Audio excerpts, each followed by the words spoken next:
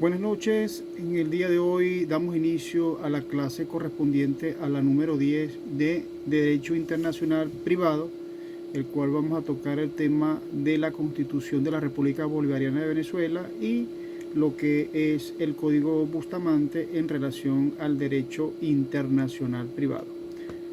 Así que buenas noches, mis estimados estudiantes, y espero que se vayan conectando a medida de que vayamos eh, dando la clase de forma progresiva.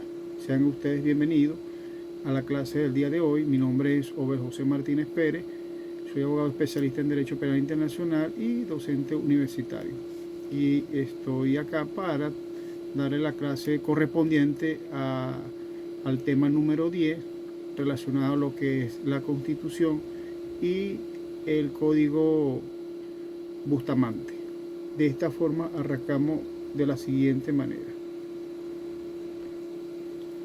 Como hemos podido observar en el transcurso del devenir de nuestras actividades, podemos mencionar de que las normas del sistema, es decir, todas las normas del sistema deben ser interpretadas a la luz de los principios constitucionales, ya que generan ciertas invasiones en cuanto a los otros temas relacionados al sistema. Y está añadido que esta situación podría generar a veces algún tipo de inseguridad jurídica. Recordemos entonces que siempre vamos a tomar en cuenta lo que es la supremacía de la ley, en este caso la Constitución, que está por encima de cualquier ley orgánica, cualquier decreto y cualquier otro tipo de ley que no tenga rango constitucional.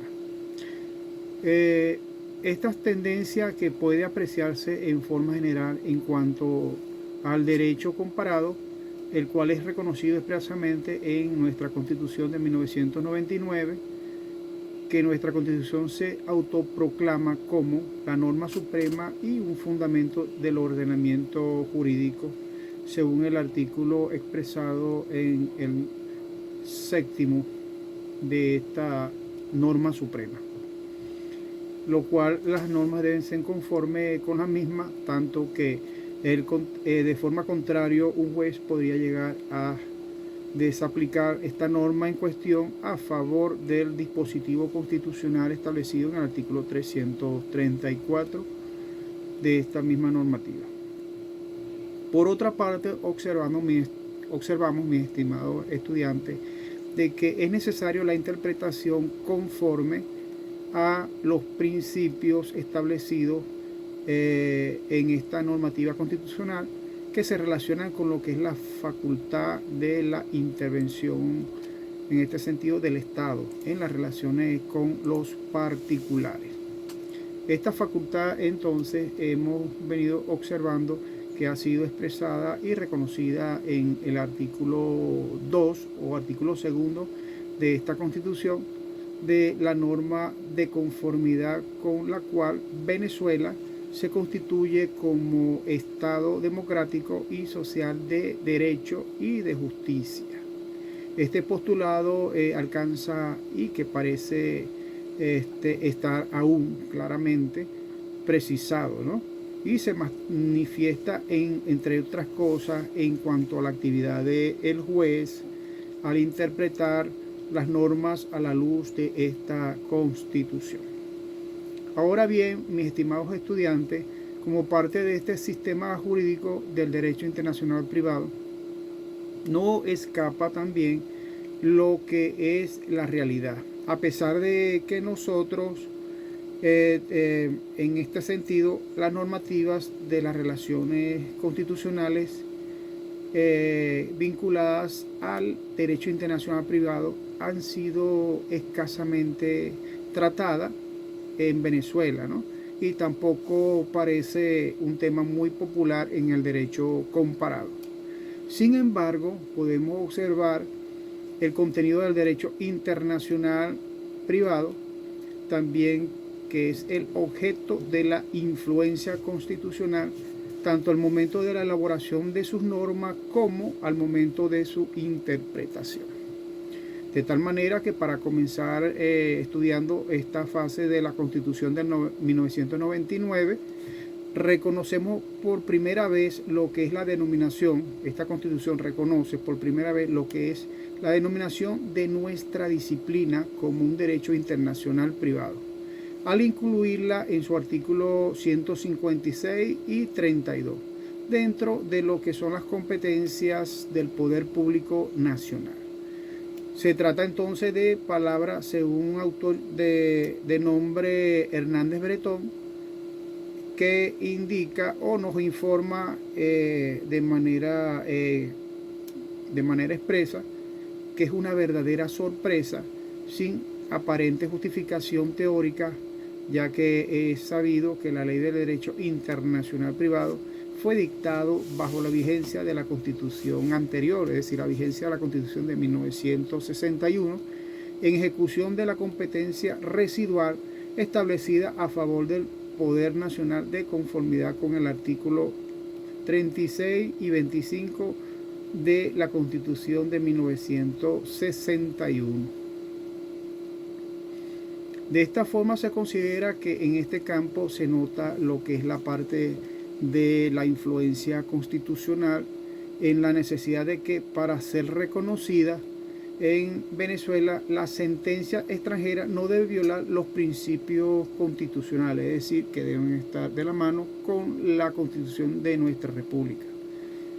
Ahora vamos a ver lo que es la Constitución y la determinación de la jurisdicción. En este sentido, la propia noción de jurisdicción denota una relación en materia con principios constitucionales. Sin embargo, nos limitaremos en este sentido a lo que es el análisis de tres casos particulares. El primero se refiere a lo que es a la elección del criterio que serán determinados para atribuir jurisdicción a los tribunales venezolanos. El segundo entonces sería analizar la norma contenida establecida en el artículo 151 de la Constitución, o constitucional, como lo queramos manifestar. Y finalmente haremos referencia a una figura del forum non conveniens, es decir, su posible procedencia en Venezuela.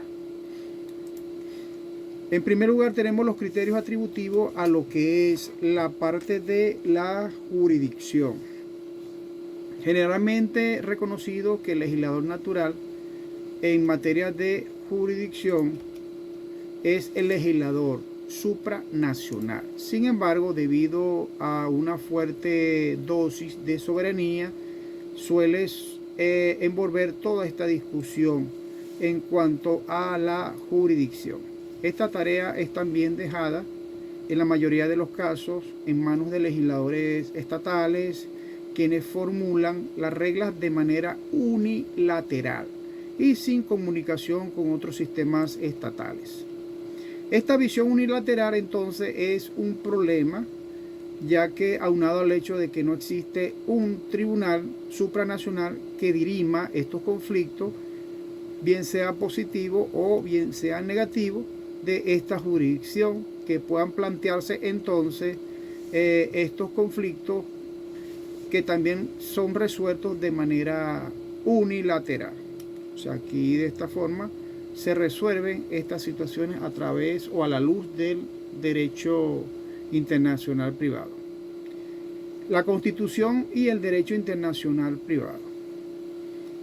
En nuestro ordenamiento jurídico conviven normas de jurisdicción contenidas en tratados internacionales que son la minoría, ¿sí? Y que son fuente, por supuesto, de lo que es el origen, de que sea interno, y que de manera que el criterio atributivo de lo que es la jurisdicción aplica entonces dependiendo de la fuente a la cual provenga esta norma, que bien sea que sea competente para regular el caso. Esta fuente entonces dependerá también de lo que es la función distributiva o atributiva de este criterio de jurisdicción. En efecto, el criterio contenido en esta fuente que hemos estado comentando es convencional y distribuirá distribuirá lo que es la jurisdicción entre estos estados que sean parte. De manera que si una vez aplicado lo que es el tratado vigente, la jurisdicción recae sobre uno de los estados parte del mismo y no sobre Venezuela. Es decir, que nuestro juez entonces deberá conformarse con declarar su falta de jurisdicción. En cambio, cuando la norma de jurisdicción que es de origen estatal atribuye la jurisdicción a los que son los tribunales venezolanos, sin poder evidentemente pronunciarse sobre la jurisdicción de los tribunales extranjeros. En este sentido, el principio de la unilateralidad, cada estado decide sobre su jurisdicción, es decir, con los solos límites impuestos por el derecho internacional público. Es decir, que ellos deciden de forma unilateral sin la participación de las otras personas involucradas en este asunto, o sea, los entes partes, ¿no? En materia de determinación de la jurisdicción, no existe entonces lagunas que permitan el recurso a lo que es la analogía, a los principios de derecho internacional, privado, que son generalmente aceptados a nivel internacional, ya que ni siquiera podría haber una aplicación análoga de las normas sobre una competencia territorial interna para buscar o afirmar la jurisdicción de los tribunales venezolanos. En todo caso, existe una negativa en cuanto al silencio del legislador, que debería significar que el conocimiento de un supuesto de hecho jurídicamente internacionalizado no entra en la esfera de la jurisdicción de los tribunales nacionales, e incluso se muestran favorables a la procedencia del foro que no sea conveniente. Reconocen entonces concebir en tal rigidez la determinación de esta jurisdicción, es decir, una práctica sana. Así que, mis queridos estudiantes, mis estimados estudiantes, vemos entonces también lo que es la jurisprudencia en general, que reconoce el carácter de orden público, por supuesto, de una determinada jurisdicción y imposibilita cualquier intento de flexibilización en esta materia, precisamente donde hemos observado la intervención siempre del Estado, ya que es un principio constitucional elaborar y aplicar un criterio atributivo de lo que es la jurisdicción, que no existe en el sistema venezolano. En una sentencia del 2007, emanada de la Sala Política Administrativa del Tribunal Supremo de Justicia, se fundamenta un principio constitucional del bien superior del niño. En la clase anterior ya también mencionamos este principio, ¿no? Es decir, ese interés superior del niño.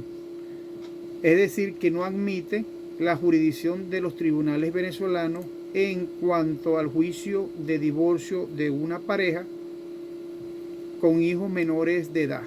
En este caso, el demandado tenía su domicilio fuera de Venezuela, por lo que el juez debió entonces recurrir a los criterios superiores o supletorios, vamos a llamarlo así, que sean criterios supletorios en materia de relaciones familiares, contenidos en el artículo 42 de la Ley del Derecho Internacional Privado.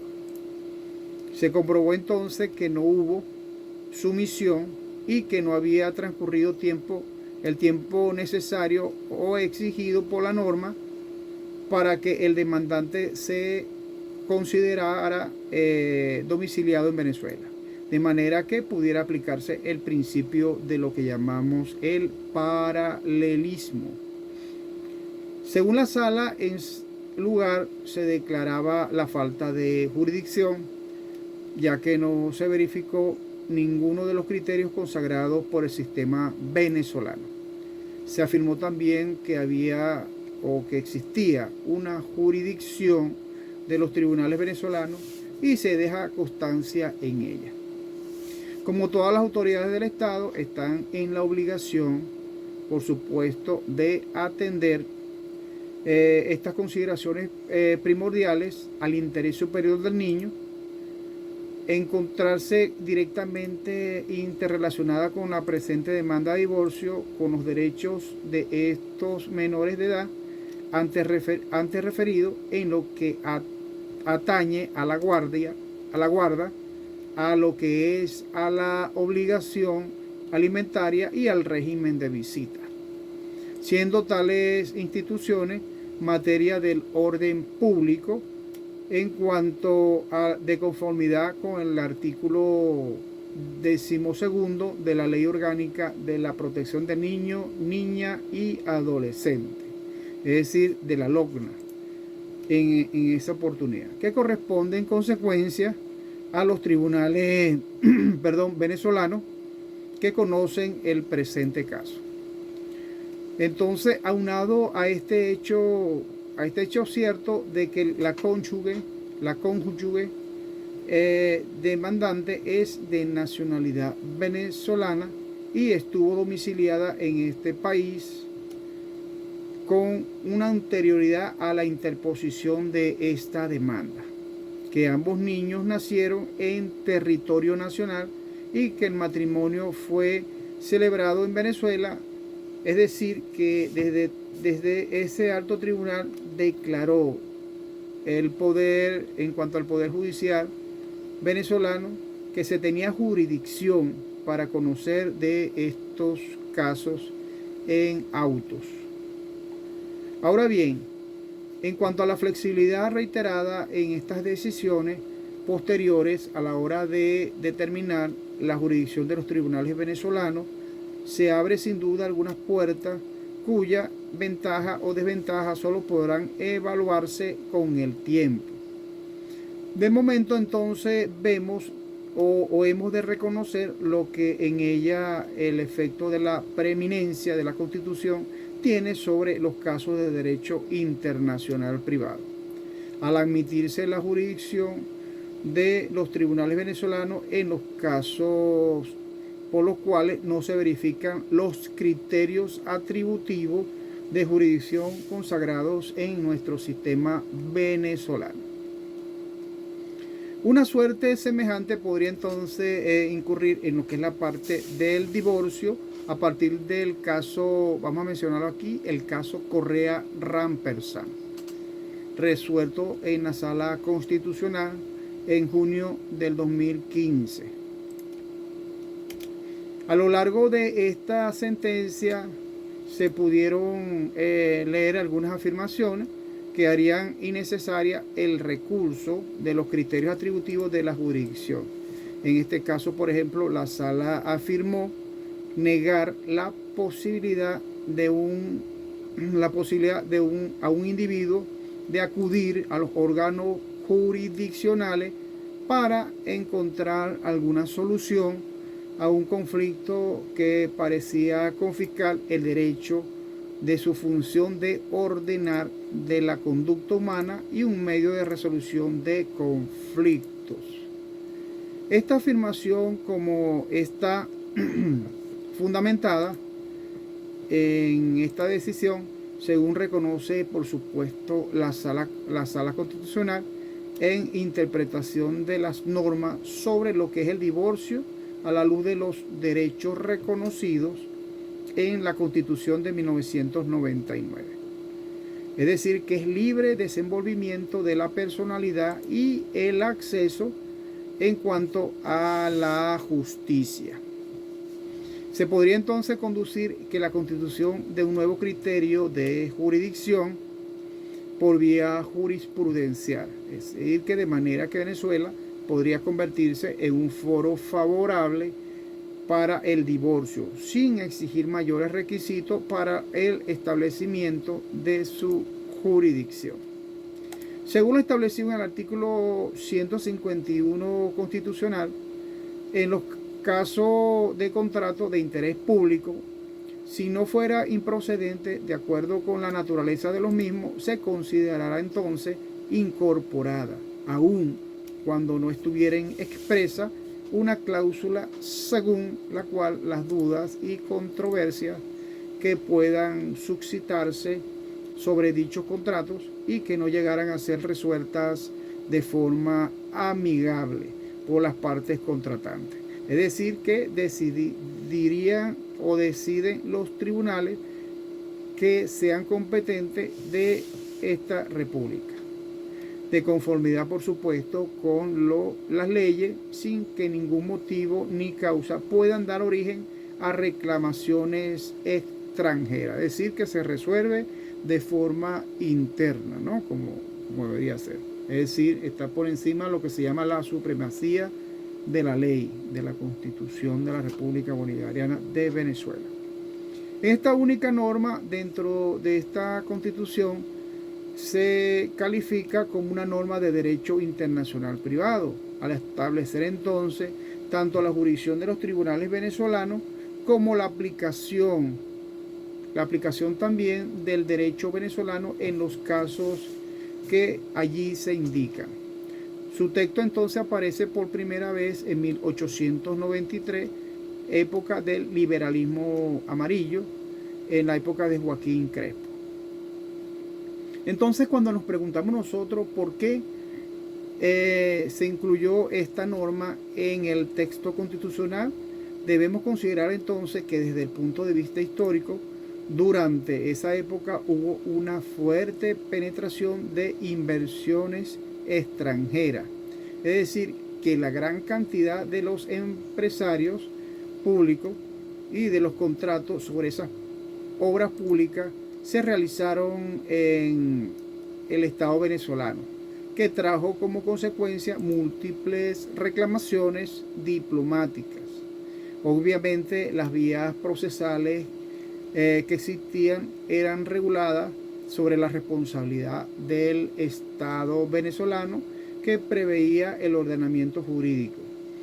Entonces, aunado a estas reclamaciones contractuales, estaban también lo que eran las derivadas de los daños que se producían como comerciantes extranjeros por los movimientos insurgentes que todavía pululaban en el país.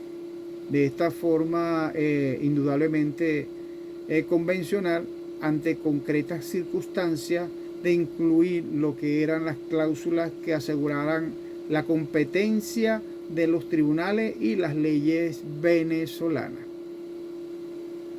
Debido a estas situaciones, se presentó en una ocasión los contratos que las empresas alemanas fueron celebrados por la compañía del Gran Ferrocarril en aquella oportunidad en Venezuela, en los cuales también se omitió toda referencia a la cláusula exigida por la norma correspondiente a la Constitución de 1893 y ante reclamaciones de varios parlamentarios que consideraban el peligro de que Venezuela se convirtiese en una factoría del imperio alemán.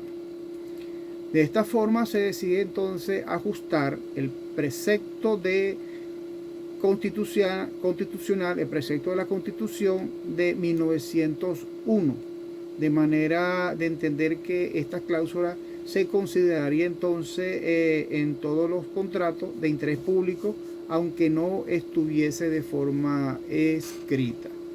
¿Se entiende hasta acá, mis estimados estudiantes? Ok, estoy tomando nota por acá de quienes están presentes por acá. Ok. Que a veces a ustedes les cuesta conectarse por las situaciones existentes del internet, las fallas eléctricas, pero bueno, así vamos a dar las clases poco a poco y nos comunicamos también en relación a todas estas clases que hemos estado viendo. De esta forma observamos también que la norma contenida en el artículo 151 constitucional alberga una fuerte dosis de inmunidad de jurisdicción. pero a título de opinión o a manera informativa, su finalidad es evitar que sea arrebatada a Venezuela la jurisdicción que corresponde a sus tribunales en esta materia. Es decir, que se debe asegurar que el Estado venezolano sea el único competente para conocer los litigios relacionados con los contratos de interés público, cuando su naturaleza así lo exija, y del cual se puede clasificar lo que es el criterio de jurisdicción que se deriva y que sea exclusivamente de los tribunales venezolanos.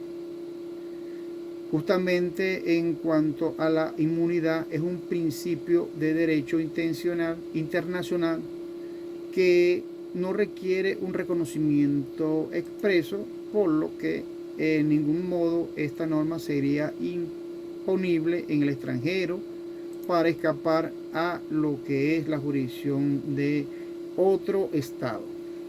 Si resulta conveniente que Venezuela suscriba lo que es la clase de acto que aplicará a esta sección, en este caso la acta el iuri imperio, ¿sí?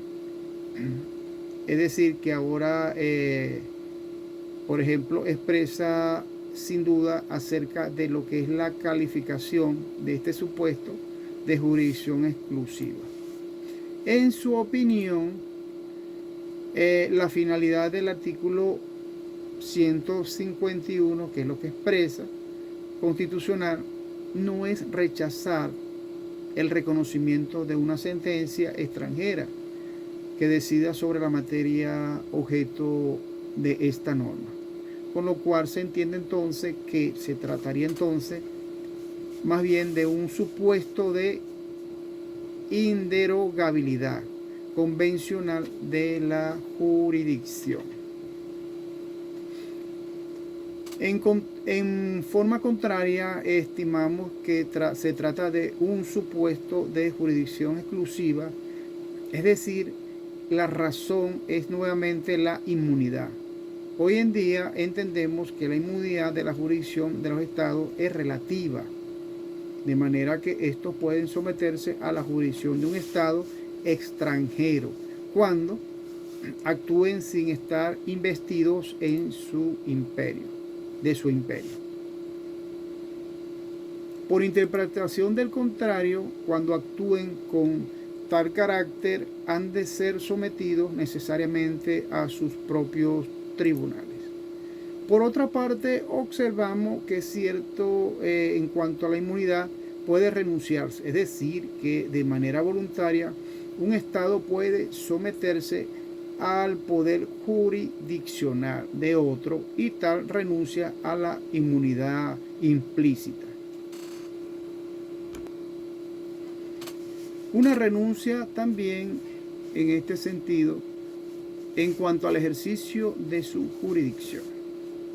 Existen planteamientos que conduciría entonces a afirmar que estos supuestos no son ni de jurisdicción exclusiva ni de jurisdicción inderogable. Sin embargo, debemos tener en cuenta el contenido de la parte único del artículo primero de este texto constitucional, según el cual son derechos irrenunciables de la nación la independencia, la libertad, la soberanía, la inmunidad, lo que es la integridad territorial y la autodeterminación nacional. Así, en estos casos se determina que el Estado venezolano goza de inmunidad de jurisdicción. Por imperativo constitucional no podrá renunciarla. En forma conclusiva de este caso en particular y de estos puntos que estamos tratando acá en esta cátedra de Derecho Internacional Privado, observamos que se afirman, aparte de los artículos primero y el artículo 151 constitucional, que estamos frente a un contrato con el Estado, cuya naturaleza así se exige. Venezuela entonces gozará siempre de manera irrenunciable de inmunidad de jurisdicción, lo cual traerá como consecuencia que solo los tribunales venezolanos puedan conocer de los litigios generados en este tipo de contrato. Aquí